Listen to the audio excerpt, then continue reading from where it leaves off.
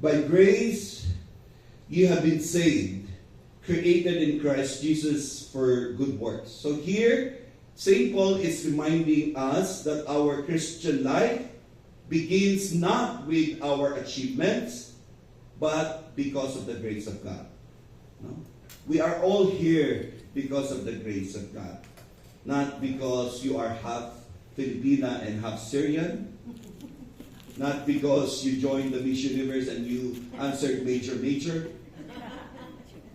We are all here because of God's grace. And that is a very beautiful thing, By grace you have been saved through faith, and this is not your own doing, but it is the gift of God.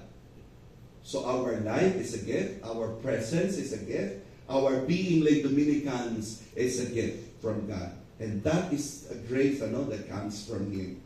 So for you, lay Dominicans, this is very foundational. This is your foundation, that you receive that gift from God.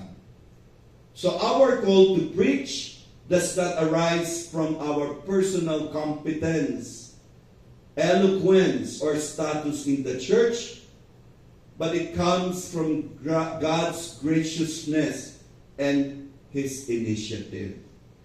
So our preaching, before our preaching, grace comes first. So grace preceding our preaching. Kaya you don't say, hindi po ako magaling magsalita. Matanda na po ako. Hindi po ako nakapag-aral. Kasi po mahiyain ako. Yan. It's not because of our competence. It's not because of our achievements. It's not because of our eloquence. Our preaching, our capacity to preach is first and foremost a gift from God. So grace first. We receive that grace before we become preachers. Grace precedes preaching. And even though if you are not eloquent when you are talking, sometimes you don't need to talk. Your actions, your touch, your smile, can bring light to the other person. And that is preaching. But remember, that is a grace that we receive from God. And it is His initiative. But St. Paul here does not stop there. He immediately adds, for we are what He has made us, created in Christ Jesus for good works, which God prepared beforehand to be our way of life. And what does it mean? It means that grace is not passive. Kasi nga, bigay ng Diyos, and it is God's initiative. So whenever somebody gives us something, di ba? We are passive receivers. Di ba? Meron bang active receivers? Yung active receivers, hindi pa sinasabi, ito regalo ko sa, akin na. Nakita pa, akin na yan. Ibibigay ko naman talaga sa'yo. Kaya lang, hindi na nakapag-intay, very active, akin na. But we are passive receivers, di ba? Kasi nga, it is a gift, libre, walang bayad.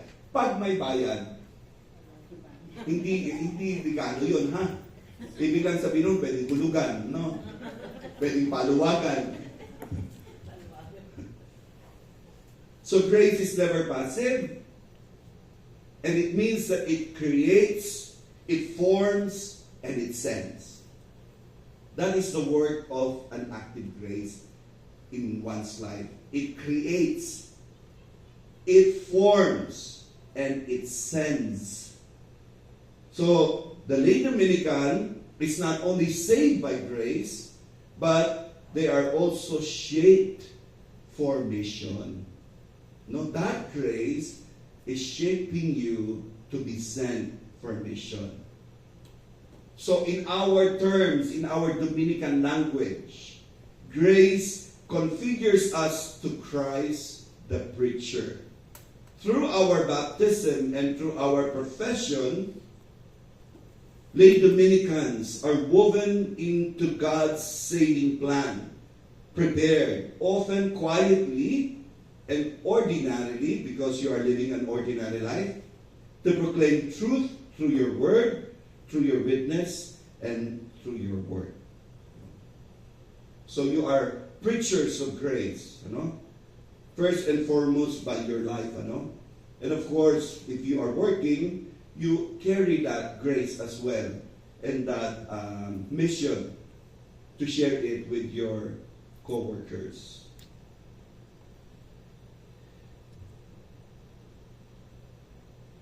Grace is never passive. So this text also guards us from two temptations. First is pride. The first temptation is pride. Preaching is never self-made. Second temptation is fear. If God has prepared the work, He also supplies the grace to accomplish it. Now remember that, so that we can avoid these two temptations. The first temptation is pride. Kahit gaano kagagaling, galing sa Diyos yan. Hindi dahil sa iyo. Because it is God's initiative first and foremost. The second is the fear, to preach, to become preachers of grace. Kasi nga, I'm not a good speaker, I don't have so much achievement, I'm not eloquent, Pero the Lord is telling you that if He has called you or prepared you for this mission, He will supply your every need, in order to accomplish it.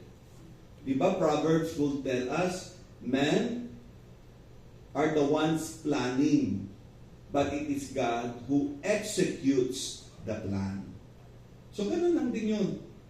Magpagamit tayo sa Panginoon at ibibigay niya lahat ng pangangailangan natin para sa pagpapagamit natin sa Kanya.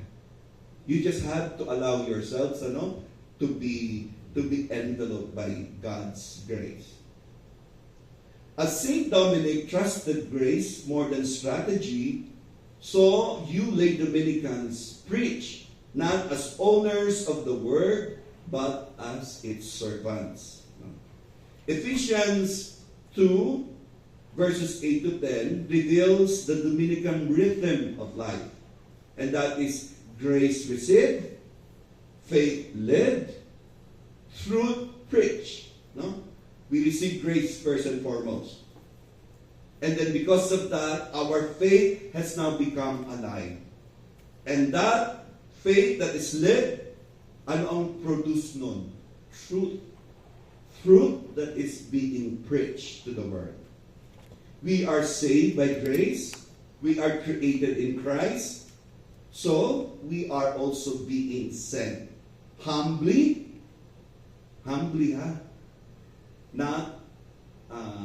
not because of who I am, but because of what God has done.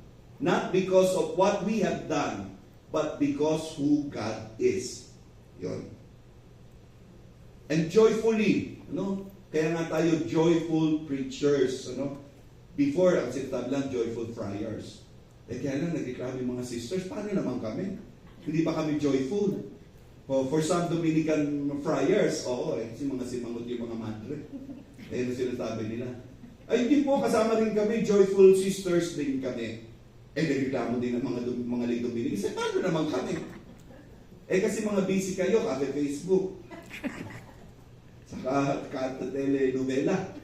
Kami rin po joyful. Kaya joyful preachers tayo. Joyful. So when we are being sent, we are humbled by the fact that it is God's initiative in the first place why we are all here. Nandito tayo dahil sa awa at grasya ng Diyos. And we should be joyful as well. At yun ang mahirap, Ano ba ang pagkakaiba ng happy sa joy? Happiness tsaka joy. In the context, siyempre, ng comparison, Sabi ko nga kahapon, Macarius is happy, being happy.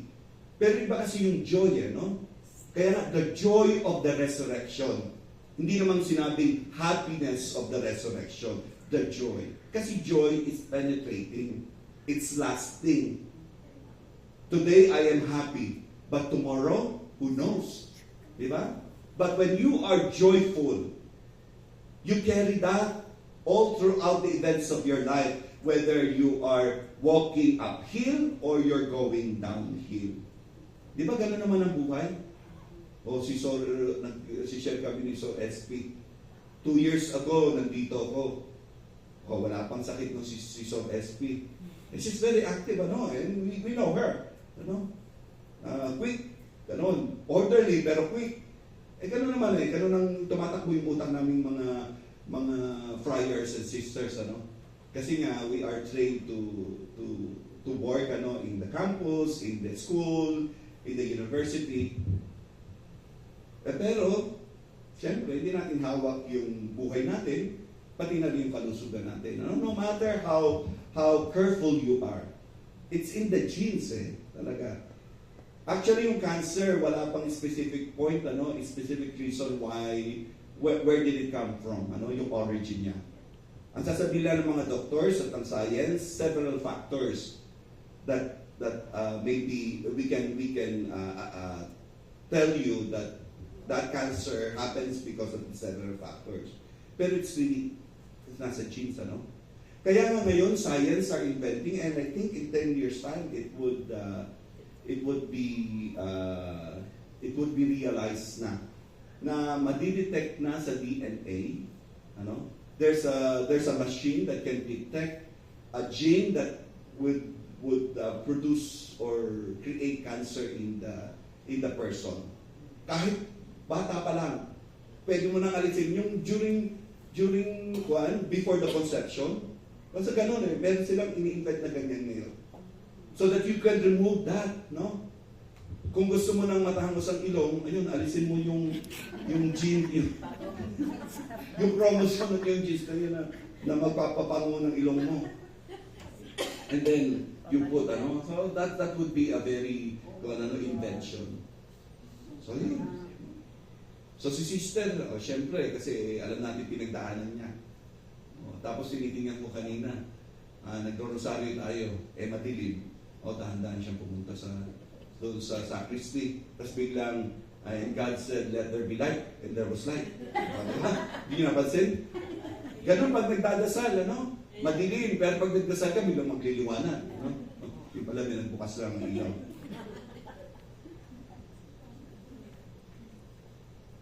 And then we are, pero makikita mo kay sister, no? All the frustrated, kasi that's part of nature. Joyful. She kept doing what she's doing. She keeps on doing what she had been doing. Ganun din dapat tayo, no? As preachers. Downhill, uphill, we are joyful. No? Huwag naman tawa ng tawa. Iba na yun, no? Psychiatrist na kailangan, no? Okay. The second one is that grace is the initiative from God. Ano? Grace comes from God. It is never passive. No? It's never passive. Why it is never passive? Because grace creates a new person in us. Grace forms us because of our sin we became deformed. Tama ba? Our soul is perfect before sin. But after sin, na-deformed. But the grace of God reforms us, transforms us, forms us. Kaya it's never passive. And the grace of God is sending us. No? Kaya active siya. It's never passive. Pag passive kasi, di ba, receive lang and receive. Walang ginagawa. Okay. Kaya yung mga husband, passive yan. Kasi yung mga wife, ang so passive lang sila. So the second thing is that grace is not merely help. It is God's initiative. No? It is not passive, and it is God's initiative.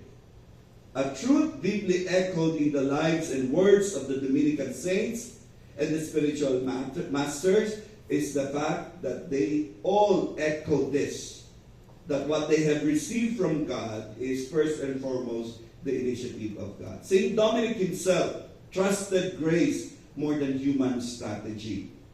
That's why he sent his friars, 2 by 2, to preach without gold or without silver, because he is convinced that the gospel advances not by human power, but by God who acts first in the heart. That's why we're very different from the politicians. Politicians would preach about their platforms, di ba? Papagawa ko ang school, papagawa ko ang kalsada, gagawin ko kahit yung ghost projects. Galing talaga nila, no? Even ghost projects they have done. Saan ka naman nakakita nun, no? O tayo, nakakagawa tayo, may resulta. Sila hindi. Kahit yung ghost projects na gawa nila. But we are not dependent on those achievements or dependent on money, on our eloquence, but by the grace of God. So when Saint Dominic, sabihin natin, Saint Dominic is, yung under dito, malakas lang yung loob. He takes the risk of sending his brothers, to Poland, to Germany, to England. Ito kasi ang mga hindi pa napipreach eh. Sa Spain, meron na. Sa France, meron na. Sa Italy, meron na. Pero ito, mga Slavic, sa Germany, sa Poland, sa England. So he sent them 2 by 2. Walang pera. Kasi the first stage of our life as Dominicans is mendicancy. We beg for food. Kaya nga, di ba, nung ating 800 years, ano yung ating picture of our celebration? The table. Because that's the miracle that happened during the time of Saint Dominic. He sent his friars, but when they came back, wala silang dalang pagkain. Because nobody gave them. Dependent on the mercy of other people. But Saint Dominic was calmly telling them, sit at the table and let us pray. And during that prayer, immediately after that prayer, angels came giving them bread to eat. Tayo, ang dami ng pagkain, reklamo pa ng reklamo, no? Ang dami ng grasya. Imbis na sabihin na ang sagana, kulang. Bakit ito lang? Di ba? Yan ang sakit ng mundo. Kaya as preachers of grace, we will tell them that what we receive from God is enough. Sapat, sakto. Mga kabataan ngayon, kumusta? Di ba pag tayo ron, kumusta ka po? Mabuti naman. Nung generation ko, kumusta? Okay lang. Generation ngayon, kumusta? Sakto lang po. Sabi ko, ano yung sakto? Sakto po. Sabi ko, pagka sasabihin nyo ganyan, you put an action. Sakto. Hindi ito, sakto. So ginagaya nila ako, kumusta? Sakto po, Father. So it is God's initiative.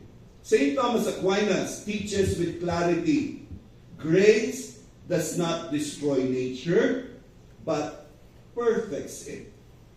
Grace does not destroy nature, but perfects it. It means that grace is not supplement to human effort. It is God's prior action that heals, that elevates, and that orders our nature toward truth. So even our desire to preach is already the fruit of grace that is at work with us. Yun. Our preaching, our desire to preach is already the fruit of grace at work within us. Kaya nga yung ibang tao sasabihin, di ba? Sensya na po, tao lang. Gasgas na, no? Sensya na po, tao lang, nagkakasala, nagkakamali. Tapos, people would insist, dapat ang mga madre, dapat ang mga pare, nag-aasawa yan. Because it is our nature to produce and create. Tama ba? Nature naman talaga natin yan eh. You know, St. Francis of Assisi struggled with that. Kasi mamumuhay ka ng chaste. Pero nature yan. Sabihin, nasa katauhan natin yan. So, natura. Pag doon lang tayo sa natura, lahat nila natin sabing tao lang. Sorry, tao lang. Nagkamali, nagkasala. Kaya nga, St. Thomas is very clear that grace perfects nature. Kaya, aasa tayo sa grasya ng Diyos. Hindi mo sasabihin, tao ka lang. Sasabihin mo, tao din ako. Because God gave me that grace. Kaya, possible to live a life like ours.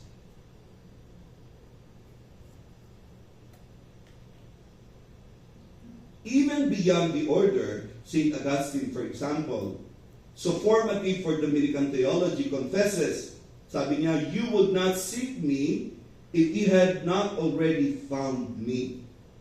Kasi hinahanap natin ang Diyos, di ba? Minsan, Lord, where are you? I cannot feel you. Lord, I cannot hear you. Lord, as if I cannot encounter you. I want to encounter your presence. But the Lord is telling me, I have never left you. I have never left your side. Siguro nabulagan lang tayo. It's the same thing. Before we seek the Lord, He had already found us. Ayan sinasabi ni St. Augustine. So grace precedes our desire, grace precedes our faith, and grace precedes our mission. It is God who awakens the heart before the heart can respond. So nandiyan na yung grasya ng Diyos. And that grace will help us to be awakened and to realize that God is alive, that God exists, that God is gracious and generous. And then the normal reaction is to respond to that grace. No?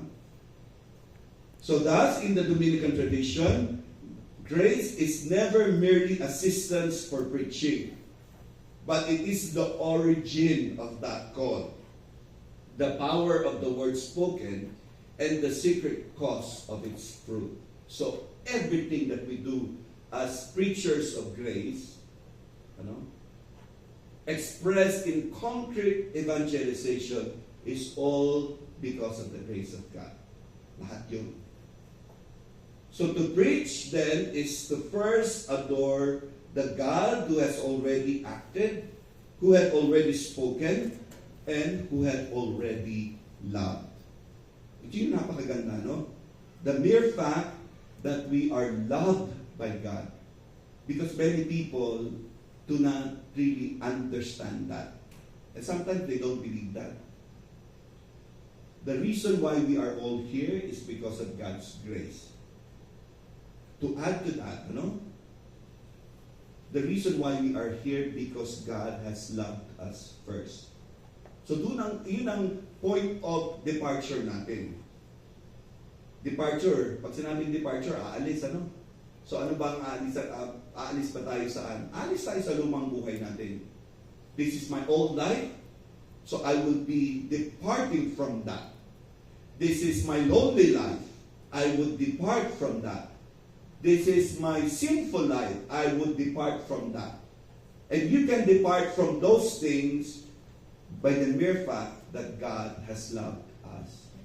Minahal na tayo ng Diyos bago pa tayo nagmahal. So that should be enough to become our power or our instrument to be able to do that. No? Third, evangelization begins not with strategy but with gratitude for grace that we have received. In the sacred scripture, mission is always born from gift before task. And Jesus is telling his disciples, you did not choose me, but I chose you and appointed you to go and bear fruit. And that is from the Gospel of John, chapter 15, verse 16. And again, St. Paul echoes this when he insists that all apostolic labor flows from grace already given.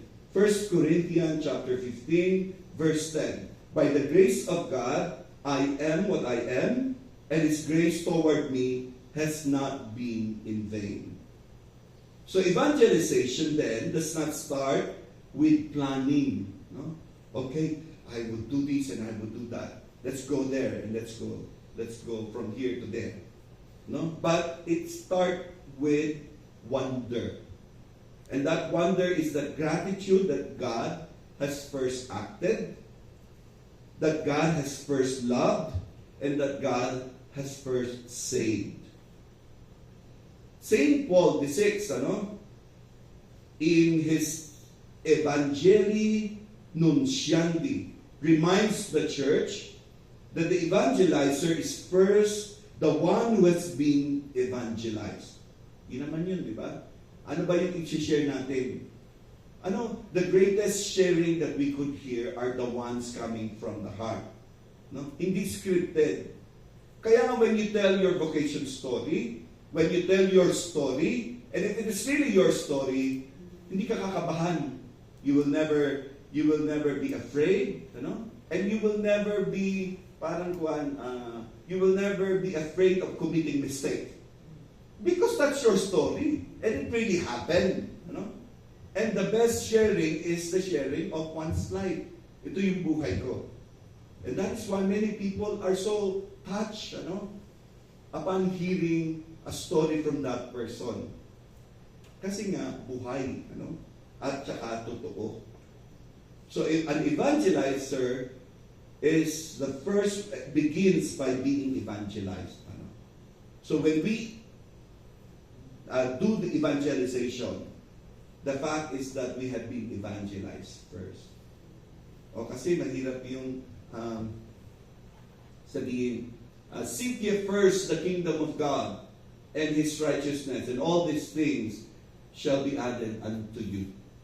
O, di ba? I-preach mo yun. Seek ye first the kingdom of God and His righteousness. And what is the kingdom of God? The kingdom of God is the Beatitudes. Blessed are you, blessed are you, blessed are you. And what is the justice of God? The justice of God is that we should help the poor. We should help these people who are being marginalized by the society. Tapos kilala ka na nagpapayaman. Kilala ka na itong ginagawa mo, inuuna mo ang sarili mo kasi sa ibang tao. Well, that's really alarming, And that's never a preaching, an evangelization. True evangelization also flows from thanksgiving and not flows from technique. It is from a heart that remembers it has been saved by grace. Lumalakas ang loob ng isang tao na magpahayag at mag-share ng kabutihan ng Diyos. Kasi nga, galing sa puso. Galing sa experience niya na ang Diyos tinanaw siya, tinulungan siya, minahal siya. At iyon yung pinaka-effective na preaching ng evangelization, To be able to touch the heart of the other people. Because first and foremost, what you are sharing is a remembrance that you are saved by the grace of God. So as witnesses, Saint Dominic embodied this truth by spending nights in prayers, and he cries before preaching by day. Umiiyak ang ating Amang Santo Domingo. Di ba, he only does two things. Two activities lang ang ginagawa ni Saint Dominic. Ano yun? To talk to God and to talk about God. These are the two activities that he only does. To talk about God. That's why he keeps on praying. He said, natutulog naman siya, pero just like Saint Mother Teresa of Calcutta, they sleep only for 2 hours or 4 hours. The rest, they spend their time, talking to God and talking about God. Talking about God is the apostolic ministry and work. That is evangelization. That is caring for the sick. That is doing miracles, and so on and so forth.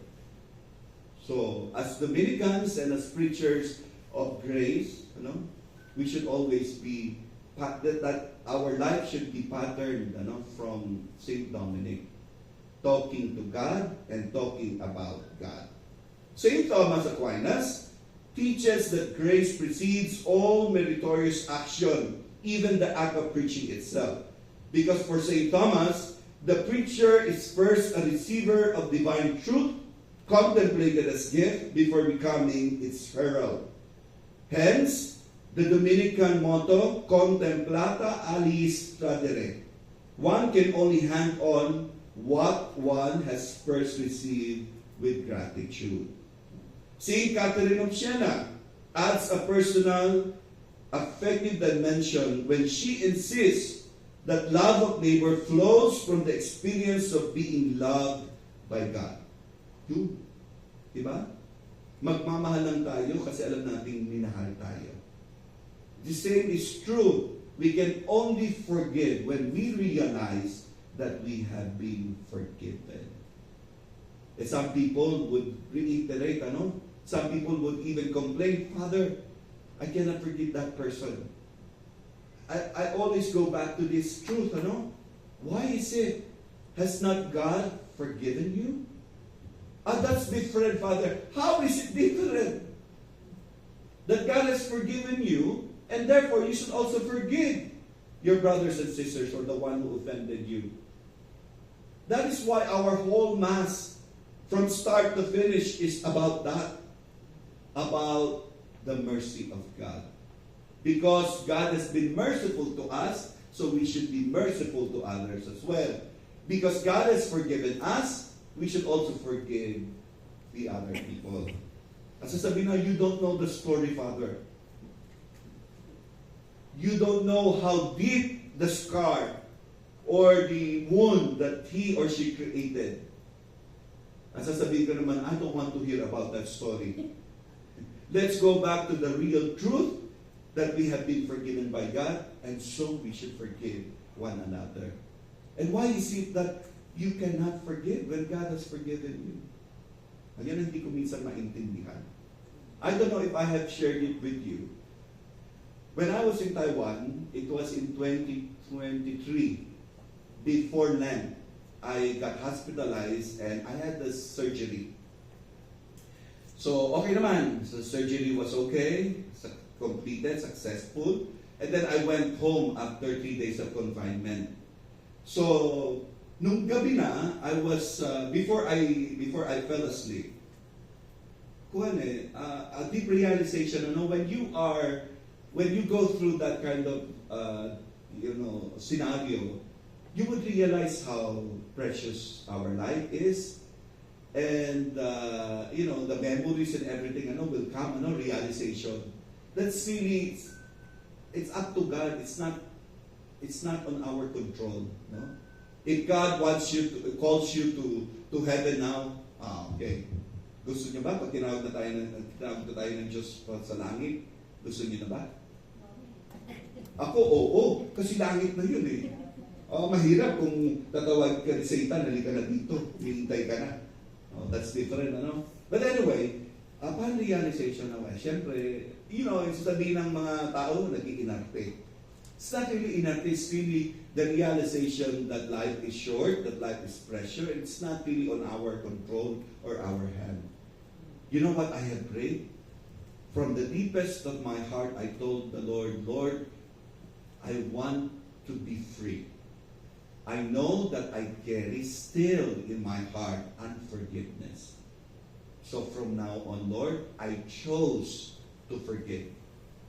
So please help me and give me the grace, because I chose to forgive everyone who had done, injustice to me. And I also ask and pray to you, Lord, that those whom I have offended, they might also forgive me, because I want to be free. After that, I fell asleep, completely rested. And when I woke up, I was very joyful. Kasi malaya, ang gaan-gaan ng pakiramdam ko, really. The life is so light. My body, my spirit, And of course, from time to time, I see these people who offended me. And of course, it brings back memories, But I told myself, I go back to that moment when I chose, when I decided, I will be free of this, sama ng loob.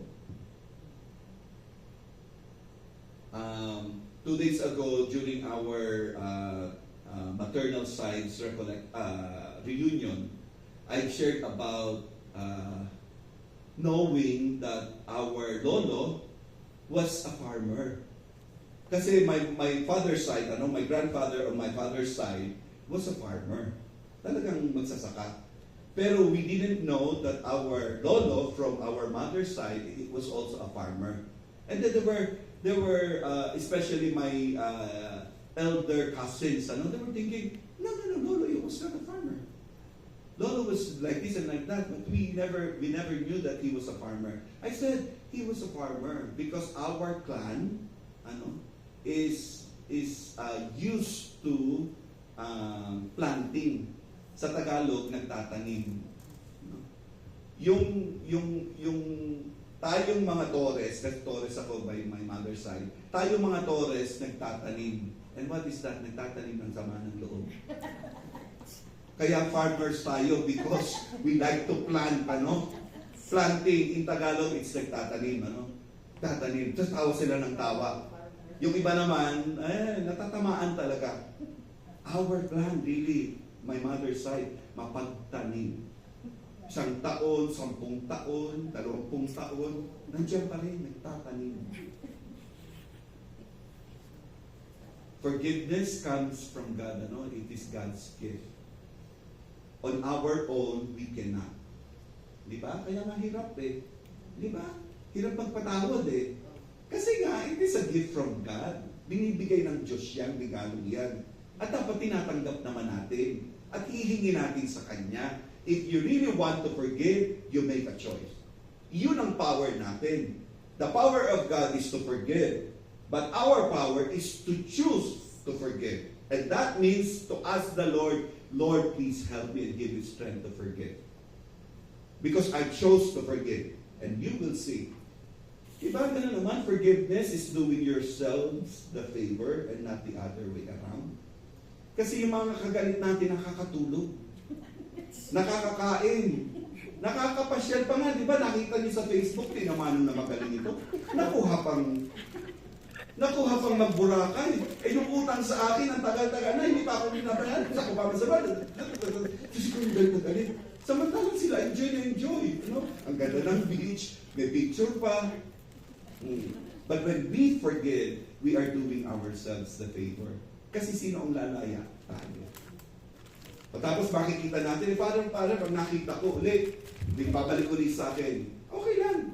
Kasi we have good memories di ba? Pagka wala kang amnesia, wala kang dementia, our memory will remember because the function of the memory is to remember. Pero yun lang. O pagka still masakit pa rin, okay lang, tao tayo We feel the pain. Pero go back to that decision that you have made. Kasi that decision came from your heart and you dialogue with God. And God has set you free. So ganun ako. O pagka merong tao na, just a sharing meron nandyan sa, naka-video ko, hindi ko pwede i-share pala. Di ba? Meron ko naiinis ako doon sa isang kasama ko sa seminaryo. Seminarista. Kasi ayoko sa taong lutang. I don't like, kasi nagiging mayabang ako pagka ganun, yung common sense, I don't like a person who does not practice common sense. Yung mga walang common sense. Kasi nga common sense Common na nga. Hindi pa ginagamit. So walang common. Nakakainis yun. So, in our language, tanga. Yung mga taong tanga. So, may mga ganyan, So, naiinis ako. But be careful, with that, Because our emotion, will start from that. Inis. You just get annoyed. At first, you get annoyed. But if you keep that in your heart, it will turn into anger. Magagalit ka na. And then if it stays longer, it will become hatred. Mamumuhi ka na. So pagka tayo nainis sa isang tao, try to deal with that immediately. Otherwise, nandiyan sa puso mo yan, and then maiinis ka ulit pag nakita mo na. Let's say, halimbawa, ganyan lang naman, umpisa lang naman halimbawa sa yung inis ng tao. It will start by, Inayos ko na nga yung silang niya, ginalaw-galaw pa niya. Tuwid nga eh, tapos bakit mo, di ba ganon? And we are not confrontational people. Our culture, Filipino culture, is not confrontational. Ayaw nating makikipag-usap. So, isasalihin natin. Farmer nga eh. Tatanim natin, O di mahinis ka ngayon. So, ang gagawin mo na lang, ibabalik mo doon sa dati. Tama? Okay. Pero, natandaan mo na yon. Ginalaw niya, inayos mo, ginalaw niya, nainis ka na ngayon sa kanya. Eto na. Pagdating sa pagkain, pila nga eh. Bakit nauna siya eh? Sinabi ko nga, dapat yung mauna, ganito. O di siya na naman. Siya na ngayon yung object mo ng inis. Padagdag ng padagdag hanggang sa maging anger na. Magagalit ka na doon sa tao. Eh, hindi mo alam na, hindi mo na kinausap, Kaya pala niya ginalaw, nabungkulang naman niya, hindi naman niya intentional na galawin. Kaya pala siya nauna kasi member siya ng media. Kailangan niya ng kumain. May diabetes. Kaya pala kayo siya nauna. Eh kung mahuhuli siya, eh baka mag-hypoglyce, mahimatay na dyan. O di ba? Agos nagalit ka na ngayon. So each time na makikita mo, ito, galit ka. Hanggang sa darating yung isang araw na I don't want to see that person. I hate that person. Wala namang ginawa. Nag-umpisa lang sa inis. Di ba? Yun. So i-deal natin. So St. Catherine of Siena adds a personal, affective dimension when she insists that love of neighbor flows from the experience of being loved by God. Forgiving your neighbor flows from the fact that we have been forgiven first by God. Preaching without gratitude becomes harsh. It becomes self-referential. But preaching born of grace becomes light and fire. So in our Dominican tradition and in the church's magisterium, evangelization is never primarily a strategy. Ganito gagawin ko. Ganito. Punta muna ako doon. O, ito muna ang una. Susunod. It's not a strategy. But it is a response. There is a call. I responded. Lord, here I am. I come to do your will. Gratitude for grace received purifies our intention, it sustains our zeal, and it keeps our preaching humble. Only a heart that remembers it has been freely loved can credibly proclaim the gospel as good as new. St. Thomas said, "Grace is nothing else but a certain beginning of glory in us."